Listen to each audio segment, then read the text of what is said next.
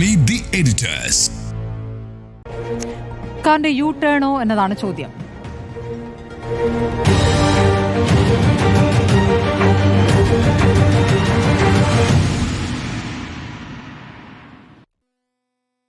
Jimmy James, നമ്മൾ 2018 എടുത്ത നിലപാട് കണ്ടതാണ്. അതിശക്തമായി നവോത്ഥാനം, രണ്ടാം നവോത്ഥാനം എന്ന രൂപത്തിലാണ് അതിനെ കണ്ടിരുന്നത്. സുപ്രീം കോടതി വിധി നടപ്പാക്കേണ്ട ബാധ്യത സർക്കാരിനുണ്ട് എന്നാണ് പറഞ്ഞത്. പക്ഷേ ഇപ്പോൾ അയ്യപ്പ സംഗമം നടത്തുമ്പോൾ കാര്യങ്ങൾ മാറുകയാണ്. യു ടേൺ ആണോ? ഈ യു ടേണിന് ഇന്ന് പ്രധാനപ്പെട്ട വാദമായി പറഞ്ഞത് അഫിഡവിറ്റ് ഞങ്ങൾ തിരുത്താൻ പോവുകയാണെന്നുള്ളതാണ്. എൻ്റെ സംശയം, ഇത് ഏത് അഫിഡവിറ്റിനെ കുറിച്ചാണ് ഈ പറയുന്നത്? അങ്ങനെ ഒരു അഫിഡവിറ്റ് ഇല്ല. ഇത് ഇല്ലാത്തൊരു കാര്യം ഊതിപ്പെരിപ്പിച്ചിട്ട് മാധ്യമപ്രവർത്തകർ എന്തോ മണ്ടത്തരം ചോദിക്കുന്നു, ഇദ്ദേഹം എന്തോ തിരിച്ചു പറയുന്നു. ഈ അഫിഡവിറ്റിൻ്റെ കഥ എവിടുന്നാണ് തുടങ്ങുന്നത്? 2018 എത്തി നിൽക്കുന്ന ഒരു കോടതി വിധി. അതിനു മുമ്പ് വിവിധ സംസ്ഥാന സർക്കാരുകളും വിവിധ പാർട്ടികളും അഫിഡവിറ്റുകൾ കൊടുക്കുന്നു. ഉമ്മൻചാണ്ടി സർക്കാരിൻ്റെ കാലത്ത് സ്ത്രീകൾ ശബരിമല പ്രവേശിക്കാൻ പാടില്ല എന്ന് സംസ്ഥാന സർക്കാരിന് ഒരു അഫിഡവിറ്റ്, സ്ത്രീകൾ ശബരിമല പ്രവേശിക്കാൻ പാടില്ല എന്ന് ദേവസ്വം ബോർഡ്, അന്ന് പ്രയാർ ഗോപാലകൃഷ്ണനാണ് അന്ന് ദേവസ്വം ബോർഡ് പ്രസിഡന്റ്, ഒരു അഫിഡവിറ്റ് കൊടുക്കുന്നു. അതിനുശേഷം LDF സർക്കാർ വരുമ്പോൾ സംസ്ഥാന സർക്കാരിൻ്റെ അഫിഡവിറ്റ് അവർ മാറ്റി സ്ത്രീകൾ പ്രവേശിക്കണം എന്ന് പറയുന്നു. ഇതൊക്കെയാണ് അഫിഡവിറ്റുകളെ കുറിച്ച് പറയുന്നത്. ദേവസ്വം ബോർഡ് അവസാന നിമിഷം അഫിഡവിറ്റ് മാറ്റിയില്ല എന്ന മട്ടിൽ നിന്ന്, പക്ഷേ സർക്കാർ അനുകൂലമായി സ്റ്റാൻഡ് എടുത്തു. അവസാനം 2018 സെപ്റ്റംബർ 28 വിധി വന്നതോടുകൂടി അഫിഡവിറ്റ് കഴിഞ്ഞു. ആ അഫിഡവിറ്റ് അവസാനിച്ച കാര്യമാണ്. പിന്നെ ഏത് അഫിഡവിറ്റിനെ കുറിച്ചാണ് പറയുന്നത് എന്നുള്ളതാണ് ഒന്നാമത്തെ പ്രശ്നം. ഇല്ലാത്തൊരു കാര്യത്തെക്കുറിച്ച് അങ്ങോട്ടും ഇങ്ങോട്ടുമുള്ള ഒരു ദിവസത്തെ വാദപ്രതിവാദങ്ങളാണ് നടന്നുകൊണ്ടിരിക്കുന്നത്. അല്ല, വിശാല ഭരണഘടനാ ബെഞ്ചിന് ഞാനതിലേക്ക് വരാം. എന്താണ് പിന്നെ നടന്നത്? ഈ സ്ത്രീകൾ പ്രവേശിക്കണം എന്ന ഒരു വിധി വരുന്നു. അതിനുശേഷം ഒരുപാട് പേർ ഹർജിയുമായി, പുനഃപരിശോധനാ ഹർജിയുമായി ഇതേ ബെഞ്ചിലേക്ക് പോകുന്നു. അതിനുശേഷം അതിനുവേണ്ടി വേറൊരു ബെഞ്ച് രൂപീകരിക്കുന്നു. അന്ന് ചീഫ് ജസ്റ്റിസ് ആയിട്ടുള്ള രഞ്ജൻ ഗൊഗോയുടെ നേതൃത്വത്തിലുള്ള ബെഞ്ചാണ് ഈ കാര്യം പരിഗണിക്കുന്നത്. അതിനുശേഷം 60 ഹർജികൾ, വേറെ പല വിഷയങ്ങളിലുമുള്ള 60 ഹർജികൾ ഒരു പുതിയ ഭരണഘടനാ ബെഞ്ചിലേക്ക് വിടാനാണ് തീരുമാനിച്ചത്. മുമ്പ് ഇത് സംബന്ധിച്ച് ഒരു പഴയ കോടതി വിധിയുണ്ട്. ഏതാണ് ആ കേസ് എന്നറിയാമോ? ഒരു മഠവുമായി ബന്ധപ്പെട്ട കേസാണ്. ആ മഠമെന്ന് പറയുന്നത് ശിരൂർ മഠമാണ്. ശിരൂർ മഠം കേസ് 1954. ശിരൂർ മഠം കേസിലാണ് ഇന്ത്യ ചരിത്രത്തിലെ ഏറ്റവും സുപ്രധാനമായ സുപ്രീം കോടതി വിധി വന്നത്. എസെൻഷ്യൽ റിലീജിയസ് പ്രാക്ടീസസിൽ കോടതികൾക്കോ മറ്റാർക്കുമോ ഇടപെടാനാവില്ല. എന്ന് വെച്ചാൽ അനിവാര്യമായ മതാചാരങ്ങളിൽ നമുക്കാർക്ക് ഇടപെടാൻ പറ്റില്ല, കോടതിക്ക് ഇടപെടാൻ പറ്റില്ല. ഇതെങ്ങനെ തീരുമാനിക്കും? അതാത് മതത്തിൻ്റെ ഡോക്ട്രിൻസ്, ഏറ്റവും അടിസ്ഥാനമായ മൂല്യങ്ങൾ പരിശോധിച്ച ശേഷം കോടതി പറയും ഇത് എന്താണ് ഈ സാധനം എന്നുള്ളത്. അതാണ് 54 ഈ മഠം കേസ് എന്ന് പറയുന്നത്, ശിരൂർ മഠ് കേസ്. അതിൽ ഡേറ്റയുടെ റൈറ്റും ഉണ്ടല്ലോ, ഡേറ്റ് എല്ലാം ഉണ്ട്. അത് പക്ഷേ കോടതിക്ക് പരിശോധിക്കാം എന്നുള്ളതാണ് കോടതി വിധി. ഈ കോടതി വിധിയുടെ അടിസ്ഥാനത്തിലാണ് നമ്മൾ ഈ പറഞ്ഞ ശബരിമലയിലെ കോടതി വിധി ഉണ്ടായത്. അതിനുശേഷം ഈ വിഷയത്തിൽ വീണ്ടും ഒരു പുനഃപരിശോധന ഹർജിയൊക്കെ വന്നപ്പോൾ വിശാലമായൊരു ഭരണഘടനാ ബെഞ്ച് വിട്ടുകൊണ്ട് അന്ന് കോടതിയുടെ തീരുമാനം, കോടതികൾക്ക് എസെൻഷ്യൽ റിലീജിയസ് പ്രാക്ടീസ്, അനിവാര്യമായ മതാചാരങ്ങൾ ഏതാണ് എന്ന് തീരുമാനിക്കാനുള്ള അധികാരമുണ്ടോ ഇല്ലയോ എന്ന് തീരുമാനിക്കാനാണ് വിശാലമായ ബെഞ്ച് ഉണ്ടാക്കിയത്. അല്ലാതെ ശബരിമലയിൽ സ്ത്രീകൾ പ്രവേശിക്കണമോ വേണ്ടയോ എന്ന് തീരുമാനിക്കാനല്ല. ഇതാണ് അടിസ്ഥാനപരമായ കാര്യം. നിലവിലെ വിധിക്ക് സ്റ്റേയുമില്ല. നിലവിലെ വിധിക്ക് സ്റ്റേ ഇല്ല എന്നുള്ളത് രണ്ടാമത്തെ കാര്യം. ഞാൻ പറയുന്നത് ഇവിടെ വിഷയം, ഇപ്പോൾ സുപ്രീം കോടതിയുടെ മുമ്പിൽ നിൽക്കുന്ന വിഷയം സ്ത്രീകൾ ശബരിമലയിൽ പ്രവേശിക്കണോ വേണ്ടോ എന്നുള്ളതല്ല. അതിൽ സ്ത്രീകൾ ശബരിമലയിൽ പ്രവേശിക്കണം എന്ന് തന്നെയാണ് സുപ്രീം കോടതിയുടെ വിധി. ഇവിടെ എസെൻഷ്യൽ റിലീജിയസ് പ്രാക്ടീസ് ഏതാണെന്ന് കോടതികൾക്ക് തീരുമാനിക്കാമെന്ന് 1954 5 അംഗ ഭരണഘടനാ ബെഞ്ചിനെ മറികടക്കാനായി ഒരു 9 അംഗ ഭരണഘടനാ ബെഞ്ച് രൂപീകരിക്കാൻ രഞ്ജൻ ഗൊഗോയുടെ നേതൃത്വത്തിലുള്ള ബെഞ്ച് തീരുമാനിക്കുന്നു. രഞ്ജൻ ഗൊഗോയ് റിട്ടയർ ചെയ്യുന്നതിന് 4 ദിവസം മുമ്പാണ് കേട്ടോ. രഞ്ജൻ ഗൊഗോയുടെ പേര് നമുക്ക് പ്രത്യേകം ഓർക്കണം. 4 ദിവസം മുമ്പാണ് രഞ്ജൻ ഗൊഗോയ് ഈ തീരുമാനമെടുക്കുന്നത്. അതിനുശേഷം ബോബ്ഡെ അധ്യക്ഷനായി ഈ ഭരണഘടനാ ബെഞ്ചും വന്നു, പുതിയ ചീഫ് ജസ്റ്റിസായി വന്നു. 2020 ജനുവരി 13 ആദ്യത്തെ ബെഞ്ച് കോൺസ്റ്റിറ്റ്യൂഷനുള്ള ആദ്യത്തെ സിറ്റിംഗ് നടന്നു. ചെറിയ രീതിയിലുള്ള വാദപ്രതിവാദങ്ങളൊക്കെ ഉണ്ടായി. അതിനുശേഷം ഇതുവരെ ഈ ബെഞ്ച് കൂടിയിട്ടില്ല. എന്ന് മാത്രമല്ല, അതിലുണ്ടായിരുന്ന മിക്കവാറും എല്ലാ ജഡ്ജിമാരും റിട്ടയർ ചെയ്യുകയും ചെയ്തു. ചുരുക്കി പറഞ്ഞാൽ ശബരിമല വിഷയമടക്കമുള്ള കാര്യങ്ങളിലെ അടിസ്ഥാനപരമായ question of law, essential religious practice വേണം, പരിശോധിക്കാൻ അധികാരമുണ്ടോ എന്ന് പരിശോധിക്കാനുള്ള സുപ്രീം കോടതി ബെഞ്ച് പോലും നിലവിലില്ല. എല്ലാം തീർന്നു. അല്ല, ഈ അപ്പീൽ ആരാ പരിഗണിക്കുന്നത്? ഇല്ല, ഇപ്പൊ അങ്ങനെ അല്ലല്ല, ഞാൻ ചോദിക്കുന്നത് ശബരിമല വിധിക്കെതിരെ വന്ന അപ്പീലുകൾ ആരാ പരിഗണിക്കുന്നത്? ശബരിമല വിധിക്കെതിരെ അപ്പീലില്ല. ഒന്നാമത്തെ പ്രശ്നം, ശബരിമല വിധിക്ക് ഒരു അപ്പീൽ വരണമെങ്കിൽ ആദ്യം ഈ ഭരണഘടനാ പ്രശ്നം പരിശോധിക്കണം. അല്ല അതാ ഞാൻ പറയണേ. അല്ല അതും കൂടെ ഈ പറയുന്ന ഭരണഘടനാ ബെഞ്ചല്ല പരിശോധിക്കണം. വരട്ടെ, പ്രശ്നം ഇത്രയേ ഉള്ളൂ. സുപ്രീം കോടതി ഇപ്പോൾ തീരുമാനിക്കുന്നത് ഈ കാര്യങ്ങളൊക്കെ പരിശോധിക്കണം. ആദ്യം എസൻഷ്യൽ റിലീജിയസ് പ്രാക്ടീസ് ആക്ട് ഏതാണെന്ന് തീരുമാനിക്കാൻ കോടതിക്ക് അധികാരമുണ്ടോ ഇല്ലയോ എന്ന് ആദ്യം തീരുമാനിക്കണം. അതിനുശേഷം ഈ വിഷയത്തിൽ പിന്നെ പോയി പരിശോധിക്കാം. എന്ന് വെച്ചാൽ ആദ്യം ഇത് കഴിയണം. ഇത് കഴിഞ്ഞാലേ ശബരിമലയിലെ വിധിയെക്കുറിച്ചുള്ള പരിശോധിക്കാൻ പോലും പറ്റുകയില്ല. അതും ഈ ഭരണഘടനാ ബെഞ്ച് അല്ല, അതിന് വേറെ കോൺസ്റ്റിറ്റ്യൂട്ട് അല്ല, അത് കോൺസ്റ്റിറ്റ്യൂട്ട് ചെയ്യണം. ഇപ്പം ശബരിമലയുമായി ബന്ധപ്പെട്ട പരാതികളിലെല്ലാം ഉള്ള അപ്പീലുകളെല്ലാം അല്ലെങ്കിൽ അതിനുള്ള പരാതികളെല്ലാം പരിശോധിക്കേണ്ടത് ഈ പറഞ്ഞ ഭരണഘടനാ ബെഞ്ചും കൂടെ കൂടിയിട്ടല്ലേ? അല്ല, അതാ ചോദിച്ചാൽ സുപ്രീം കോടതിയുടെ മുമ്പിൽ അതല്ല വിഷയം. സുപ്രീം കോടതി മറ്റതൊരു വിഷയമാണെങ്കിൽ കൂടെ നിങ്ങൾ പറഞ്ഞു വരുന്നത് ഇത് ആദ്യം പരിഗണിച്ചതിന് ശേഷം മറ്റതെടുക്കാമെന്നല്ലേ? ആ വിഷയത്തിൽ വിധി വന്നാൽ പിന്നെ അത് എങ്ങനെ വേണമെന്ന് അപ്പോൾ കോടതി തീരുമാനിക്കും. കോടതിയുടെ മുമ്പിലുള്ള വിഷയം ഇത് പുനഃപരിശോധനയല്ല, റിവ്യൂ ഹർജിയുടെ ഒരു ഭാഗം മാത്രമേ ഞാൻ പറയുന്നത് ഇപ്പൊ ശബരിമലയുമായി ബന്ധപ്പെട്ട വിഷയത്തിന്റെ അകത്തുള്ള പ്രശ്നങ്ങൾ ഇനി ആരാണ് പരിഹരിക്കുക? സുപ്രീം കോടതി വിട്ടോ? സുപ്രീം കോടതി ആ വിഷയം കൂടെ ഉൾപ്പെട്ടതല്ലേ ഭരണഘടനാ ബെഞ്ചിൽ വരുന്നത്? സത്യത്തിൽ അങ്ങനെ ഒരു ഭരണഘടനാ ബെഞ്ച് ഇപ്പൊ ഇല്ല. അങ്ങനെ ഒരു ബെഞ്ച് രൂപീകരിക്കുക, അത് സുപ്രീം കോടതിയുടെ പ്രശ്നമല്ലേ? രൂപീകരിക്കുകയും ഫസ്റ്റ് സിറ്റിംഗ് ഇരുന്നതിന് ശേഷം പിന്നെ ആ സിറ്റിംഗ് കൂടുന്നില്ല എന്നുള്ളതല്ലേ പ്രശ്നം? ഇന്ന് മാത്രമല്ല, അങ്ങനെ ഒരു ബെഞ്ച് ഇല്ല എന്ന് പറയാൻ കഴിയില്ല. കാരണം ഒരു ബെഞ്ചിനെ ഒരു സുപ്രീം കോടതി കോൺസ്റ്റിറ്റ്യൂട്ട് ചെയ്ത് കഴിഞ്ഞാൽ അതിന് വിരമിച്ച് പോകുന്ന ജഡ്ജിമാർക്ക് പുതിയമായി ജഡ്ജിമാരെ അപ്പോയിന്റ് ചെയ്ത് അത് അങ്ങനെ ഇല്ല എന്ന് പറയാൻ കഴിയുമോ? അതിനുശേഷം 2 സുപ്രീം കോടതി ചീഫ് ജസ്റ്റിസുമാർ അങ്ങനെ എത്രയോ കേസുകൾ എടുക്കാതെ പോകുന്നുണ്ട്.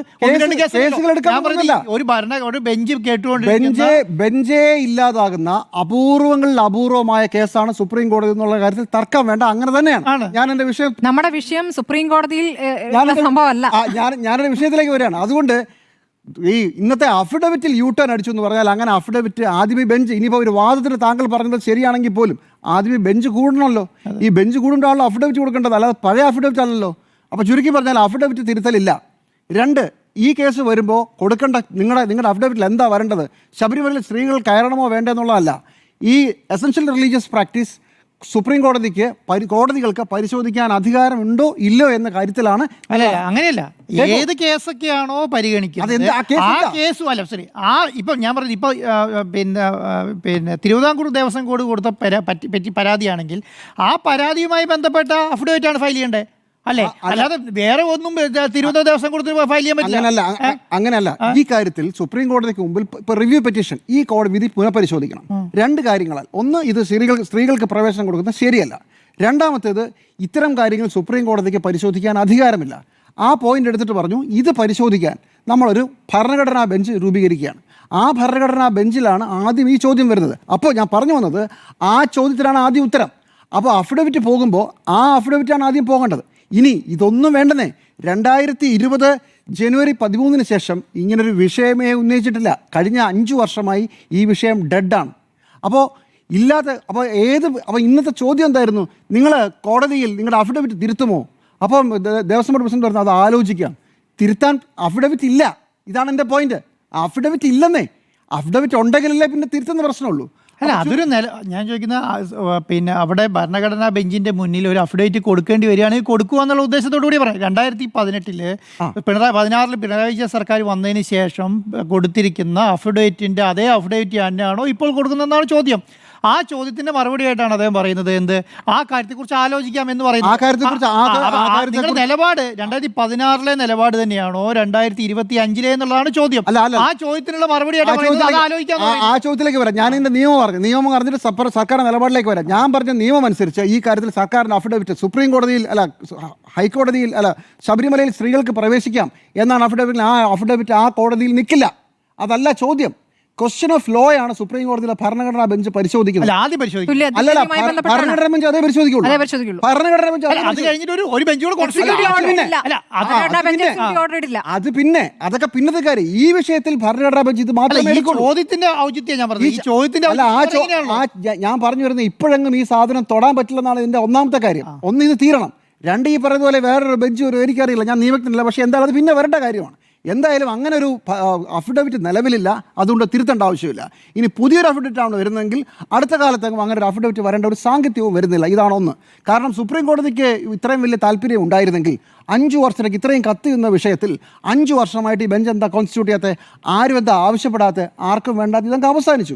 ഒരു കടലാസ് പോലും പോയതായി ഞാൻ കേട്ടിട്ടില്ല സുപ്രീം കോടതിക്ക് മുമ്പിൽ ഇത് റീകോൺസ്റ്റിറ്റ്യൂട്ട് ചെയ്യണമെന്ന്. എല്ലാവരും വളരെ സൗകര്യപൂർവ്വം മറന്ന വിഷയമാണ്. ചുരുക്കത്തിൽ അഫിഡവിറ്റിനെ സംബന്ധിച്ചുള്ള തർക്കവിതർക്കങ്ങൾ അനാവശ്യമാണ്, അത് നോൺ എക്സിസ്റ്റൻ്റ് ആണ്, അങ്ങനെ ഇല്ല. അപ്പോൾ നമ്മുടെ വിഷയം യു ടേൺ ആണോ എന്നുള്ളതാണ്. അപ്പോൾ ഇല്ലാത്ത അഫിഡവിറ്റിനെ കുറിച്ച് നമ്മൾ യു ടേൺ സംസാരിക്കുമ്പോൾ എൻ്റെ പോയിന്റ്, രണ്ടാമത്തെ പോയിന്റ്, ഒന്ന്, അങ്ങനെ ഒരു അഫിഡവിറ്റ് ഇല്ല, അവിടെ തിരുത്തേണ്ട ആവശ്യമില്ല. എൻ്റെ രണ്ടാമത്തെ പോയിന്റ്, ഈ യു ടേൺ 5 വർഷം മുമ്പല്ല, 6 വർഷം മുമ്പേ നടന്നു കഴിഞ്ഞു. എന്നാൽ 2019 പ്രത്യേക ഭരണഘടനാ ബെഞ്ച് രൂപീകരിക്കണം എന്ന് തീരുമാനിച്ച ദിവസം ശബരിമലയിൽ ഇനി സ്ത്രീകൾ പ്രവേശിക്കാൻ പാടില്ല എന്നൊരു കൺസെൻസസ് കേരളത്തിലെ രാഷ്ട്രീയ പാർട്ടികളും സർക്കാരും എടുത്തു. സത്യത്തിൽ ശബരിമലയിൽ സ്ത്രീകളെ പ്രവേശിക്കാം എന്ന കോടതി വിധി നിലനിൽക്കെയാണ് അങ്ങനൊരു തീരുമാനമെടുത്തത്. കോടതി വിധി ഇപ്പോഴും സ്ത്രീകൾക്ക് ശബരിമലയിൽ കയറാം എന്ന് തന്നെയാണ്. പക്ഷെ അന്നത്തെ അതിനകത്തൊരു പ്രശ്നം, മുൻകൂർ ജാമ്യം പരിഗണിക്കുന്ന സമയത്ത് പോലീസ് പ്രതികളെ അറസ്റ്റ് ചെയ്യുമെന്ന് ചോദിക്കുന്ന ഒരു ചോദ്യമുണ്ട്.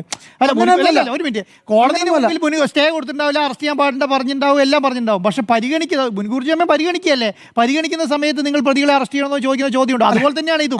എന്താണ് വിശാല ബെഞ്ച് പരിഗണിക്കുന്ന ഒരു കേസ് എടുത്തിട്ട് പിന്നെ അത് സ്ത്രീകളെ ഞാൻ തിരിച്ചൊരു ചോദിക്കാം. താങ്കളെ ജാമ്യത്തിൽ വിടാൻ കോടതി ഉത്തരവ് വന്നതിന് ശേഷമാണ് ആ ഉത്തരവിന്റെ ചലഞ്ച്. ഞാൻ ഒരു സിംഗിൾ നോർമലി എന്റെ ചോദ്യം ഇതാണ്, നിങ്ങളെ ജാമ്യത്തിൽ വിടാൻ കോടതി തീരുമാനിക്കുന്നു, മേൽക്കോടതിയിൽ അതിനെ ചലഞ്ച് ചെയ്തുകൊണ്ട് ഒരു അപ്പീൽ പോയി. അപ്പോ പറയാണ് താങ്കളെ പിടിച്ച് ജയിലിലിടണം എന്ന് പറഞ്ഞ് നടക്കുമോ? ഏത് വിധിയാണ് നിലനിൽക്കുന്നത്? സെൻസിറ്റീവായ വിഷയങ്ങളിൽ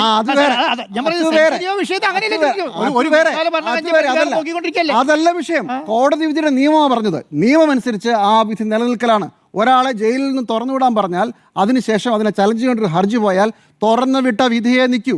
സ്ത്രീകൾ ശബരിമലയിൽ പ്രവേശിക്കണമെന്ന് പറഞ്ഞ കോടതി വിധിയെ ചലഞ്ച് ചെയ്യാൻ വേറൊരു വിധി പോയെങ്കിൽ അതിനെക്കുറിച്ച് വിശാലമായി പഠിക്കാൻ ഒരു ഭരണഘടനാ ബെഞ്ച് രൂപീകരിച്ചാലും നിലനിൽക്കുന്ന വിധി ഇത് തന്നെയാണ്. അല്ലെങ്കിൽ സ്റ്റേ വരണം. സ്റ്റേ വരില്ല, അതൊക്കെ ചർച്ച ചെയ്ത് കഴിഞ്ഞാൽ അപ്പൊ കൺസെൻസസ് ഇതാണ്. ഇതായി കഴിഞ്ഞു. കേട്ടില്ല, അന്നത്തെ രാഷ്ട്രീയ പാർട്ടികളുടെ മുഴുവൻ കൺസെൻസസ് സ്ത്രീകൾ ശബരിമലയിൽ പ്രവേശിക്കേണ്ട എന്നുള്ളതായിരുന്നു.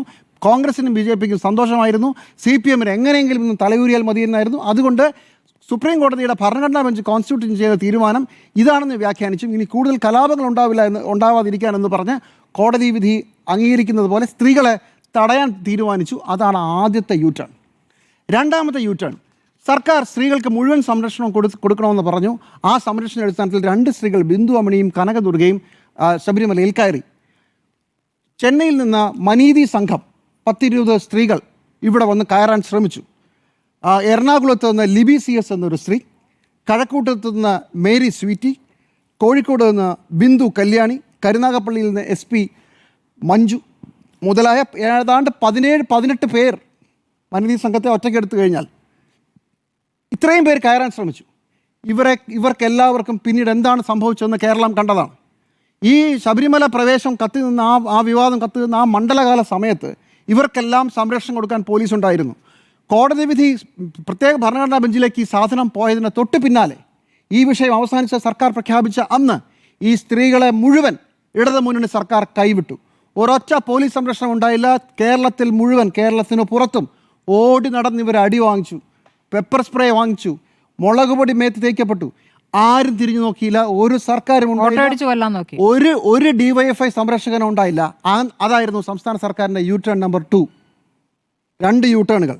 അതിനുശേഷം വീട് കയറി മാപ്പ് പറഞ്ഞ ഒരു സംഭവമുണ്ട് 2019 ഇലക്ഷൻ്റെ ആ പശ്ചാത്തലത്തിൽ.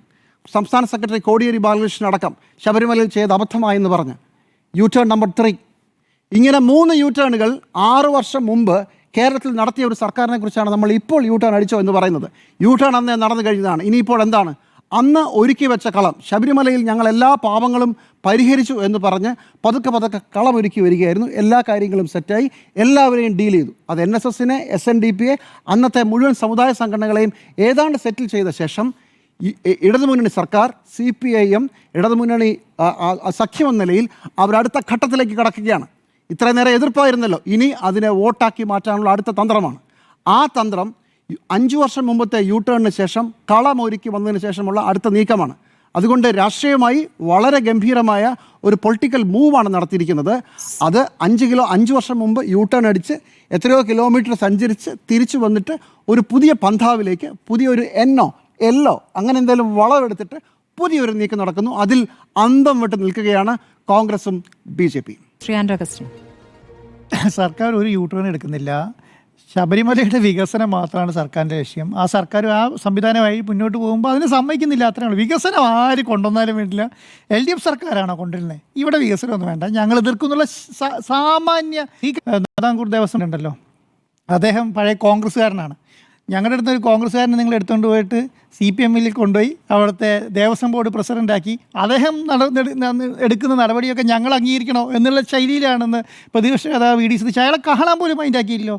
ഒരു തിരുവിതാംകൂർ ദേവസ്വം ബോർഡിൻ്റെ ഒരു പ്രസിഡൻറ്റ് അദ്ദേഹത്തിൻ്റെ ഓഫീസിൽ ഒരു കത്ത് വായിച്ചിരുമ്പോൾ മാന്യമായി അത് വാങ്ങി വെച്ചതിന് ശേഷം ഇതെന്താണ് എങ്ങനെയാണ് ചോദിച്ചു മനസ്സിൽ മര്യാദ പോലെ. അപ്പോൾ അതിനർത്ഥം എന്താ?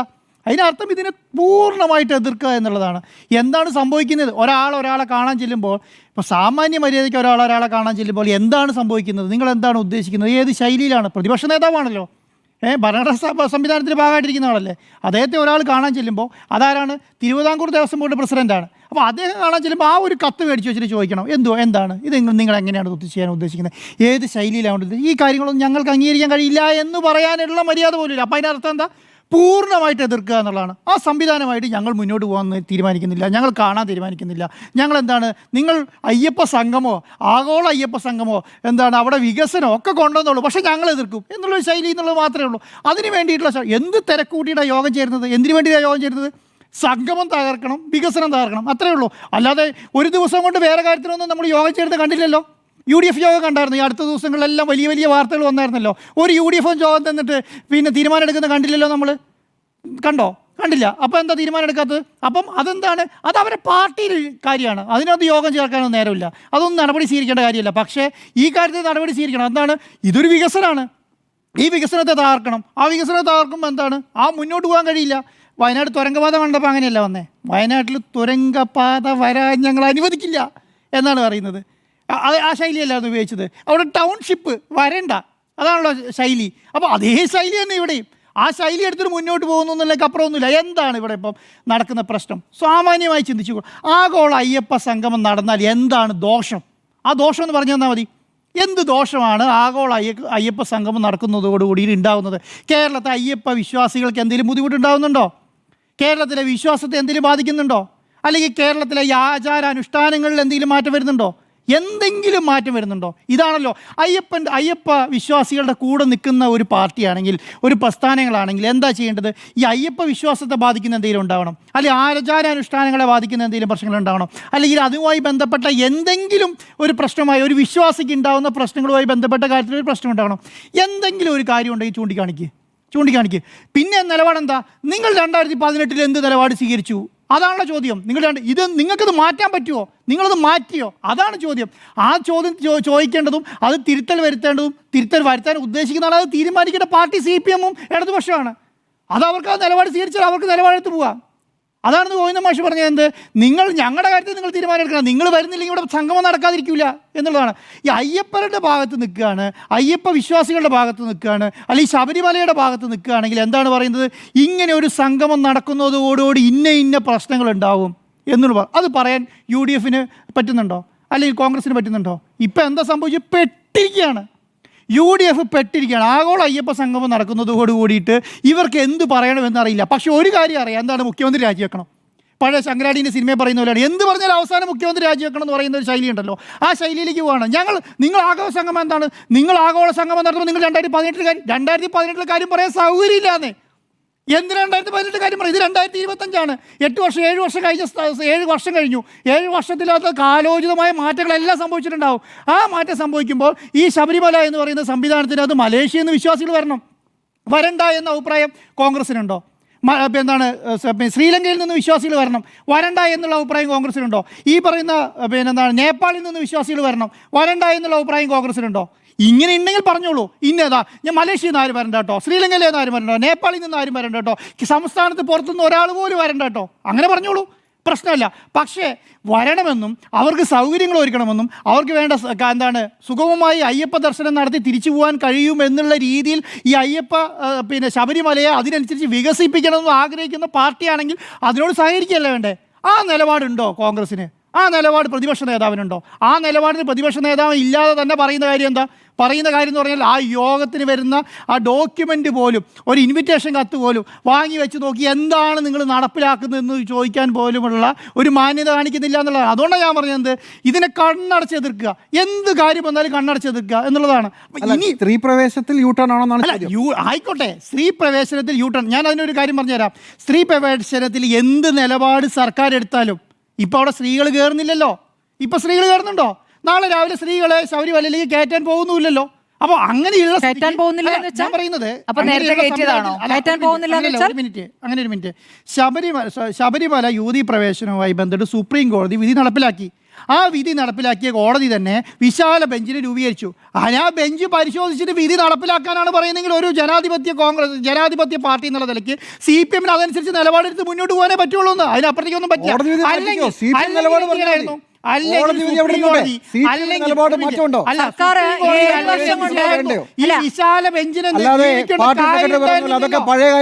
അങ്ങനെയാണെങ്കിൽ വിശാല ബെഞ്ചിനെ ഉണ്ടാക്കേണ്ട കാര്യം ഉണ്ടായിരുന്നോ? കോടതിക്ക് അങ്ങനെ സംഭവിച്ചാൽ പിന്നെ CPM മാത്രം പിടിച്ചു കൊടുക്കേണ്ട കാര്യമുണ്ടോ? കോടതി വിധിയിട്ട കോടതി, വിധി നടപ്പിലാക്കാൻ പറഞ്ഞ കോടതി, ഇങ്ങനെയാണ് ഉത്തരവെന്ന് പറഞ്ഞ കോടതിക്ക് വരെ മാറ്റി പറയാമെങ്കിൽ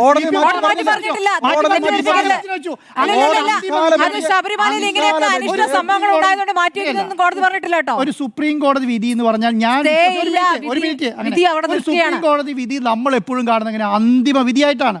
ആ അന്തിമ വിധിക്ക് അപ്പുറം ഒരു വിശാല ബെഞ്ച് തീരുമാനിക്കാൻ വെച്ചു. അതെന്തുകൊണ്ടാ? കുറെ അപ്പീലുകൾ വന്നുകൊണ്ടാണ്. അത് വിശാല ബെഞ്ച് പരിഗണിക്കട്ടെ.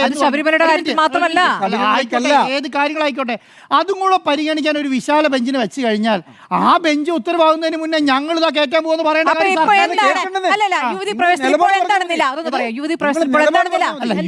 പ്രവേശനത്തിൽ സുപ്രീം കോടതി ഈ പറഞ്ഞ വിശാല എന്റെ അറിവാണ്, ഞാൻ പറഞ്ഞത് സർക്കാർ നിലപാടല്ല, ഞാൻ എന്റെ നിലപാടാണ് പറയുന്നത്. ഈ യുവതീ പ്രവേശനത്തിൽ സർക്കാരിന്റെ അനുകൂലമായിട്ടോ എതിരായിട്ടോ സുപ്രീം കോടതിയിൽ വിശാല ബെഞ്ച് എന്ത് ഉത്തരവിടുന്നോ അത് ചെയ്യും. അത് സർക്കാർ ചെയ്തേ പറ്റുള്ളൂ. അതിനപ്പുറം ഒന്നും ചെയ്യേണ്ട കാര്യമില്ല. അതാണ് അതിന് പറയുന്ന കാര്യം. പക്ഷേ ഇതല്ലന്നേ ആഗോള അയ്യപ്പ സംഗമം സുപ്രീം കോടതി വിധിയും അയ്യപ്പ ശബരിമലയിൽ സ്ത്രീകളെ കയറുന്ന വിഷയം ബന്ധപ്പെടില്ല. ശബരിമലയുടെ വികസനം. രണ്ടാമത്തെ കാര്യം, അയ്യപ്പ ഭക്തന്മാർക്ക് സുഗമമായിട്ട് അവിടെയുള്ള കാര്യങ്ങളൊക്കെ നടപ്പിലാക്കി പോകാൻ പറ്റുമോ? MV ഗോവിന്ദന്റെ വാചകങ്ങളാണ്. ശബരിമല യുവതീ പ്രവേശം കഴിഞ്ഞ അധ്യായമാണ്. CPM വിശ്വാസികൾക്കൊപ്പമാണ്. അന്നുണ്ടായതിനെ പറ്റി പറയാനില്ല. കോടതി വിധി നടപ്പിലാക്കാൻ സർക്കാർ ഇറങ്ങി. ആ സുപ്രീം കോടതി ഞാൻ അതിൽ നിന്ന് പിന്നോട്ട് പോയി. പിന്നെ പിന്നോട്ട്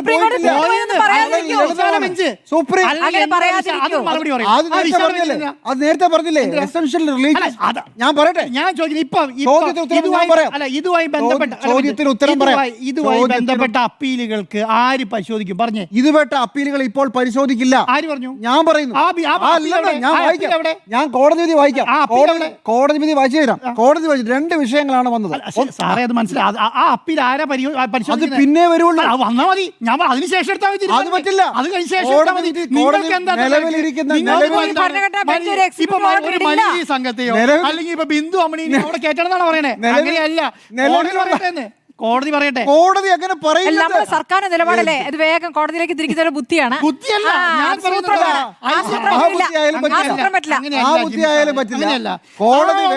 നിങ്ങളിപ്പോ ചെയ്യുന്ന പണി എന്താ അറിയോ? ഇപ്പൊ ഒറ്റ മിനിറ്റ് സിമ്പിളായിട്ട് പറയാം. നിങ്ങളിപ്പോ ചെയ്യുന്ന പണി എന്താ? ഈ പറയുന്ന സ്ത്രീ പ്രവേശനവുമായി ബന്ധപ്പെട്ട വിഷയത്തെ എടുത്ത് പുറത്തിട്ടിട്ട് എന്ത് ചെയ്യും? CPM ഇത്രയും നാളും സ്ത്രീകളെ ശബരിമലയിലേക്ക് കയറ്റാൻ ശ്രമിച്ച പാർട്ടിയല്ലേ. അതുകൊണ്ട് നിങ്ങളെല്ലാവരും എന്ത് ചെയ്യണം? ഇതിനെ ശക്തമായി എതിർക്കണം. എന്ന് പറഞ്ഞാൽ കേരളം ഭരിക്കുന്നത് ഇടതുപക്ഷ സർക്കാരാ. അവർക്ക് ശബരിമല വികസനം നടത്താതിരിക്കാൻ കഴിയുമോ?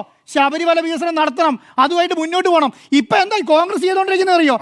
ഞാൻ ചോദിച്ചതിന് മറുപടി ഉണ്ട്. പറ നിങ്ങൾ എന്താണ് ഇപ്പം ഈ ആഗോള അയ്യപ്പ സംഗമം നടക്കുന്നതിന് ഭാഗമായിട്ട് ഏതെങ്കിലും മതവിശ്വാസത്തെ വ്രണപ്പെടുത്തുന്നുണ്ടോ? ആചാരാനുഷ്ഠാനങ്ങളെ ബാധിക്കുന്നുണ്ടോ? ഏതെങ്കിലും അയ്യപ്പ ഭക്തർക്ക് ദോഷം ഉണ്ടാകുന്നുണ്ടോ? ഇത് ഏതെങ്കിലും ഒന്ന് നിങ്ങൾ പറ.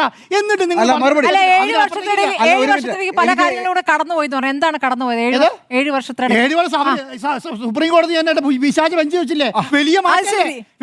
സുപ്രീം കോടതി തന്നെ മാറ്റി വെച്ചിട്ട് സുപ്രീം കോടതി തന്നെ അതിന് മുന്നോട്ട് പോയി കഴിഞ്ഞാൽ പിന്നെ എന്ത് ചെയ്യാൻ എനിക്കൊരു 30 സെക്കൻഡ് കാരണം 2 കാര്യങ്ങൾ. ഒന്ന്, സുപ്രീം കോടതിയുടെ വിശാല ബെഞ്ച് ഈ വിഷയം പരിശോധിക്കാനല്ല എടുത്തത്. ഒന്ന്, ഇനി അഥവാ ഒരു വാദത്തിനെ സംബന്ധിച്ചാൽ പോലും വിധി ഏതാ? വാദത്തിന് സമ്മതിച്ചാൽ മതി. ഞാൻ പറയട്ടെ, വിധി ഏതാണ്? നിലവിലെ വിധി എന്താ? വിധി നിലക്കെന്താ? അതാണ് ഞാൻ സാറോട് നേരത്തെ What is the ചോദിച്ചത്. verdict of the ഞാനതോടെ land? സാറോട് ഞാൻ നേരത്തെ ചോദിച്ചത്. Verdict എന്താ? ഒരാളെ ഒരു എഫ്ഐആർ ഇട്ട് മുൻകൂർ ജാമ്യം പരിഗണിക്കുന്ന സമയത്ത് ആ പ്രതിനെ അറസ്റ്റ് ചെയ്യണോ ചെയ്യണ്ടോ തീരുമാനിക്കേണ്ട പോലീസിന്റെ ഡിസിഷനാണ്. അവരാണ് തീരുമാനം. ഇതുപോലെ സർക്കാരിന്റെ ഡിസിഷൻ ഉണ്ട്. ഈ വിശാല ബെഞ്ച് ഈ പറയുന്ന പരാതി കേട്ട് തീരുമാനം എടുത്തതിന് ശേഷം ഇതുവഴി മുന്നോട്ട് പോയാൽ മതിയോ തീരുമാനിക്കേണ്ടതാരാ? സർക്കാരാണ്. അങ്ങയുടെ വാദം ഇവിടെ സർക്കാർ പറയുന്നില്ല. സർക്കാർ പറയുന്നില്ല, CPM പറയില്ല. ഒറ്റ വാദമേ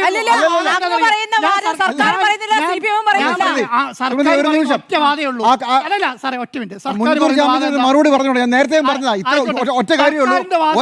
ഒരാളെ ജാമ്യത്തിൽ വിടാൻ കോടതി ഉത്തരവിട്ടാൽ അതിനെതിരെ സർക്കാർ കോടതിയിൽ പോയാൽ അയാളുടെ ജാമ്യം അയാൾ ജാമ്യത്തിൽ തന്നെയാണ്. അയാളെ വിടാൻ പറ്റില്ല.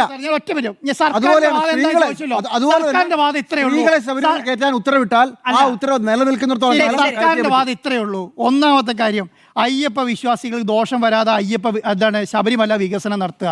അത് തന്നെയാണ് അയ്യപ്പ വിശ്വാസികളുടെ ഒപ്പം നിൽക്കുക. യൂട്ടേൺ അല്ല, കാര്യങ്ങൾ നടപ്പിലാക്കുന്ന യൂട്ടേൺ ആണോ? സമ്മതിക്കാം, ഞാൻ യൂട്ടേൺ ആണെന്ന് സമ്മതിക്കാം. ഒറ്റ കാര്യം പറയാം, ഈ അയ്യപ്പ സംഗമം കൊണ്ട് വിശ്വാസികൾക്ക് എന്തെങ്കിലും ബുദ്ധിമുട്ടാണെന്ന് നിങ്ങൾ തെളിയിച്ചാൽ, കോൺഗ്രസ് തെളിയിച്ചാൽ, ഞാൻ ഇതിന് പിന്നോട്ട് നമ്മുടെ ചോദ്യം സർക്കാരിന്റെ യൂട്ടേൺ, സർക്കാർ ഇടത് സർക്കാർ പിണറായി വിജയന്റെ ഇടത് സർക്കാർ ഈ സ്ത്രീ പ്രവേശവുമായി ബന്ധപ്പെട്ട് ശബരിമലയുമായി ബന്ധപ്പെട്ട് നേരത്തെ എടുത്ത നിലപാടിൽ അങ്ങനെയുള്ള വാദം അങ്ങ് പറയുന്ന വാദം സർക്കാരും പറയുന്നില്ല, CPM പറയുന്നില്ല. എന്റെ വാദം ഞാൻ പറയുന്നത്, ഞാനിവിടെ പറയുന്നത് എന്റെ വാദമാണ്, സർക്കാരിന്റെ വാദം പിണറായി വിജയന്റെ വാദമാണ്.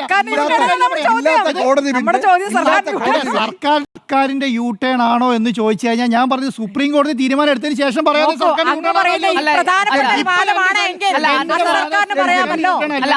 ആൻഡോ സാർ പറഞ്ഞ കാര്യത്തിൽ ആൻഡോ സാർ ഇപ്പൊ പറയുന്ന കാര്യം ഈ സുപ്രീം കോടതിയുമായി ബന്ധപ്പെട്ടാണ്. ഞാൻ ഒറ്റ വാചകം പറഞ്ഞ് അവസാനിപ്പിക്കാം, എന്റെ ടേണിലേക്ക് ഞാൻ വരുന്നുള്ളൂ. ആൻഡോ സാറിനുള്ള മറുപടിയാണ്. അപ്പോൾ ഏതൊക്കെ ആചാരങ്ങൾ, നേരത്തെ ജിമ്മി ജെയിംസ് ഇവിടെ ചൂണ്ടിക്കാട്ടിയതാണ്, ഏതൊക്കെ ആചാരങ്ങൾ അനുപേക്ഷണീയമാണ്, ആ തീരുമാനം അതത് മതവിഭാഗങ്ങൾക്ക് അല്ലെങ്കിൽ ഒരു പ്രത്യേക ദേവതയെ ആരാധിക്കുന്ന, ഇവിടെ അയ്യപ്പനാണ്, അയ്യപ്പനെ ആരാധിക്കുന്ന ആളുകൾക്ക് വിട്ടുകൊടുക്കണം എന്നുള്ള ശിരൂർ മടക്കേസിലെ 7-അംഗ ബെഞ്ചിന്റെ വിധി. അതുപോലെ അന്ധവിശ്വാസങ്ങളും മതനിരപേക്ഷ രീതികളും നിർണ്ണയിക്കുന്നതിൽ അജ്മീർ ദർഗ കേസിലെ വിധി. ഈ 2 വിധിയും ഈ ഭരണഘടനാ ബെഞ്ചിന്റെ ഈ ഭരണഘടനാ ബെഞ്ചിന്റെ മുന്നിലേക്ക് വരുമ്പോൾ ഇത് തമ്മിൽ, ഈ വിധികൾ തമ്മിൽ ഒരു പൊരുത്തക്കേടുണ്ട്. അതുകൊണ്ടാണ് ഒറ്റയടിക്ക് ഈ ഹർജികളിലെല്ലാം തീർപ്പ് കൽപ്പിക്കാൻ കഴിയാത്തതും ഈ വിശാലമായ ഭരണഘടനാ ബെഞ്ചിലേക്ക് വിടുകയും ചെയ്തിരിക്കുന്നത്. അപ്പോൾ ഇവിടെ ആൻഡോ സാർ പറഞ്ഞത് കൃത്യമാണ്. കാരണം ആ ബെഞ്ചിന്റെ ഭാഗത്ത് നിന്ന് ഇതിലേതാണ് ഇതിൽ ആപ്ലിക്കബിൾ എന്ന് കണ്ടെത്തിയാൽ മാത്രമേ ഈ പറയുന്ന റിവ്യൂ പെറ്റീഷൻസിലടക്കം കാര്യം വരികയുള്ളൂ. അതിൽ ആ വിധിയില്ല. വിധി അസ്ഥിരപ്പെടുത്തുക എന്നുള്ളതല്ല. അല്ല ജിമ്മി ജെയിംസ്,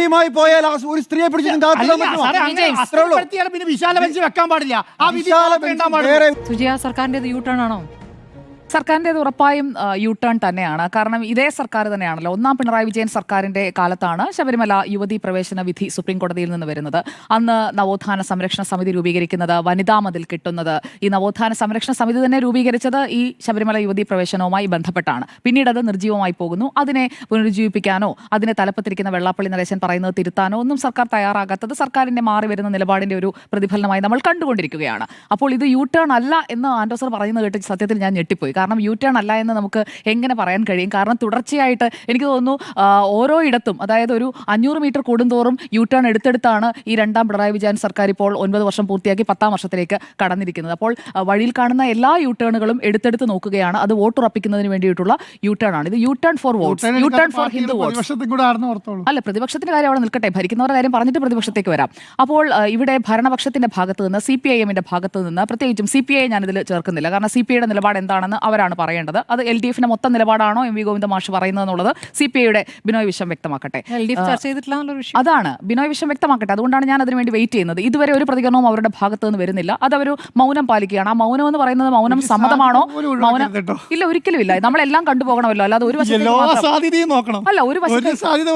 ഒരു വശത്തേക്ക് മാത്രം നോക്കുന്ന ശീലം പണ്ടുമില്ല, ഇന്നുമില്ല, നാളെ ഉണ്ടാവില്ല. അപ്പോൾ ഇതിൽ CPIയുടെ നിലപാട് ഇതുവരെ വന്നിട്ടില്ല. അപ്പോൾ LDFന്റെ നിലപാട് എന്താണ് ഈ വിഷയത്തിൽ? സർക്കാരിന്റെ യു ടേൺ ആണോ എന്നറിയണമെന്നുണ്ടെങ്കിൽ CPIയുടെ ഗവൺമെന്റിന്റെയും മറ്റ് ഘടകകക്ഷികളുടെയും നിലപാട് വരണം. ആ ഒരു നിലപാട് പ്രഖ്യാപനം നമ്മൾ ഇതുവരെ കണ്ടിട്ടില്ല.